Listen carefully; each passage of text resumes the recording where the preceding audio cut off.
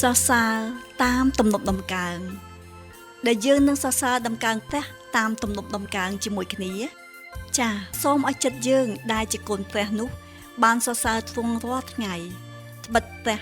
ដ៏ពិតនៃយើងជាព្រះដែលមានព្រះជន្មរស់នៅទ្រង់តូចឃើញនិងជ្រាបយល់ដឹងនៅដំណើរផ្លូវជីវិតរបស់យើងរាល់ពេលវេលាហើយទ្រង់សពប្រតិឲ្យយើងបានរៀនទុកចិត្តលើទ្រង់ក្នុងគ្រប់កលៈទេសៈនិងគ្រប់ពេលវេលាចូលយើងសរសើរដំកើង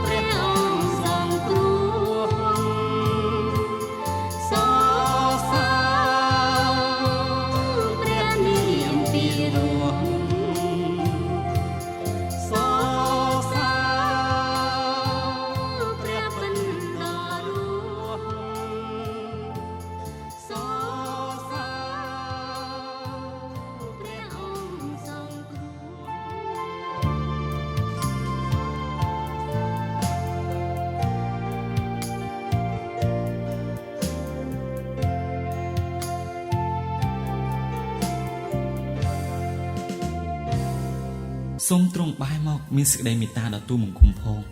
បើទូលបង្គំនៅតែឯងហើយមានសេចក្តីវេទនាសេចក្តីទុក្ខព្រួយក្នុងចិត្តទូលបង្គំបានកើនឡើងជាខ្លាំង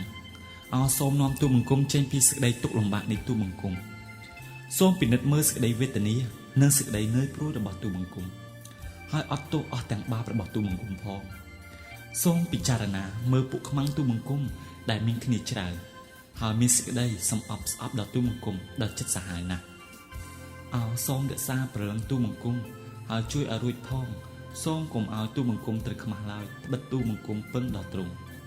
សូមឲ្យសេចក្តីសុចរិតនិងសេចក្តីទៀងត្រង់ការពារទូលបង្គំទុកត្បិតទូលបង្គំសង្ឃឹមដល់ទ្រង់អោព្រះយេហូវ៉ាអើយសូមលួសសាសអ៊ីស្រាអែលឲ្យរួចពីគ្រប់សេចក្តីវេទនារបស់គេផងបងប្អូនទើបនឹងបានស្ដាប់នៅទំនុកដំកើង25ខ16ដល់22នៅពេលដែលយើងជួបប្រទះនឹងបញ្ហាចិត្តយើងចង់រួចចេញនៅក្នុងទំនុកដំកើងបានថ្លែងថាសេចក្តីទុក្ខព្រួយក្នុងចិត្តទូលបង្គំបានកើនឡើងជាខ្លាំងអោសូមនាំទូលបង្គំចេញពីសេចក្តីទុក្ខលំបាកនៃទូលបង្គំតើបងប្អូនលោកអ្នកធ្លាប់ដែលអធិដ្ឋានទូលអង្វរដល់ព្រះជាម្ចាស់បែបយ៉ាងនេះដែរឬទេ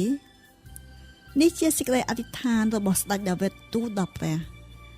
តើព្រះទ្រង់ឆ្លើយតបដល់ស្ដេចដាវីតវិញបែបយ៉ាងណាយើងឃើញនៅចុងបំផុតស្ដេចដាវីតបានឡើងគ្រងរាជ្យហើយព្រះទ្រង់បានកម្ចាត់កម្ចាយខ្មាំងសត្រូវរបស់ស្ដេចដាវីតចេញតែមុននឹងស្ដេចដាវីតបានឡើងគ្រងរាជ្យនោះទ្រង់បានឆ្លងកាត់ការលំបាកជាច្រើនយូរឆ្នាំទម្រាំឈានឆ្ពោះទៅរកទីជ័យជំនះដោយថ្វាយសិរីល្អដល់ព្រះដ៏ខ្ពស់បំផុត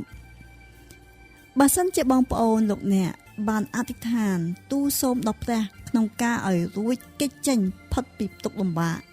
ដោយសេចក្តីដែលស្ដេចដាវីតបានទូលដល់ព្រះដែរនោះសូមឈប់សេចក្តីគិតសួរខ្លួនឯងថាតើសេចក្តីអធិដ្ឋាននេះសំខាន់បំផុតដែលខ្ញុំត្រូវទូលដល់ព្រះឬនៅពេលដែលកំពុងប្រឈមមុខនឹងការលំបាកយើងតែងតែសូមទូលដល់ព្រះសូមឲ្យទ្រង់ជួយនៅពេលដែលកំពុងប្រឈមមុខ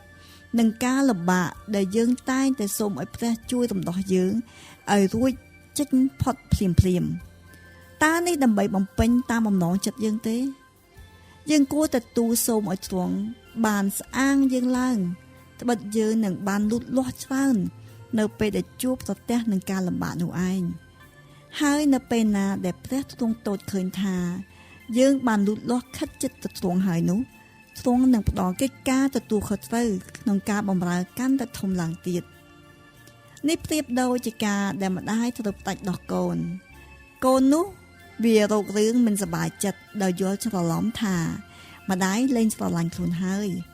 ប៉ុន្តែហេតុអ្វីបានជាម្ដាយឈប់ឲ្យកូនបើដោះតទៅទៀតពីព្រោះចិត្តម្ដាយចង់ឲ្យកូនបានធំលូតលាស់ហើយរឹងមាំត្បិតវាមិនអាចនឹងផ្ញើជីវិតពឹងលើដោះម្ដាយរហូតទេស្ដេចដាវីតបានស្វែងយល់ដឹងពីការនេះនៅពេលដែលយើងជួបនឹងការលំបាកធ្លាក់ទឹកចិត្តសូមនឹកចាំថាការដែលសំខាន់មិនមែនការដែលរកផ្លូវចេញឲ្យផុតនោះទេផ្ទុយទៅវិញគឺអ្វីដែលយើងអាចយកចេញពីការលំបាកនោះមកវិញចូលរាប់ជាសេចក្តីអំណរនៅគ្រប់អ្វីដែលយើងធ្លាប់ឆ្លងកាត់ដោយដឹងថានេះជាការសាកលោនៃសេចក្តីជំនឿរបស់យើងដើម្បីផលិតចេញមកដោយមានភាពខ្ជាប់ខ្ជួនសូមឲ្យភាពខ្ជាប់ខ្ជួននោះបានធ្វើការឲ្យសម្រេចពេញលេញនេះបានចារឡើងនៅក្នុងគម្ពីរយ៉ាកុបចំពុក1ខ2ទៅខ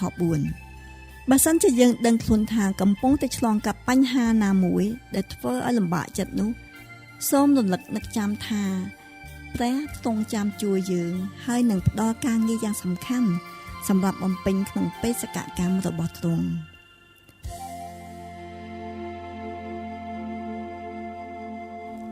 ការលូតលាស់ក្នុងជីវិត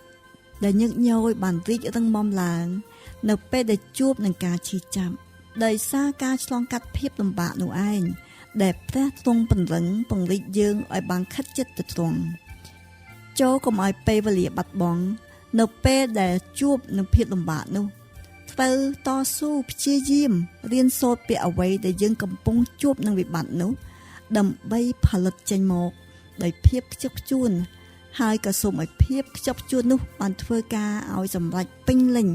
ក្នុងមហាបេសកកម្មរបស់ព្រះជាម្ចាស់ចូលយើងសរសើរដំណើរព្រះនាមព្រះជាម្ចាស់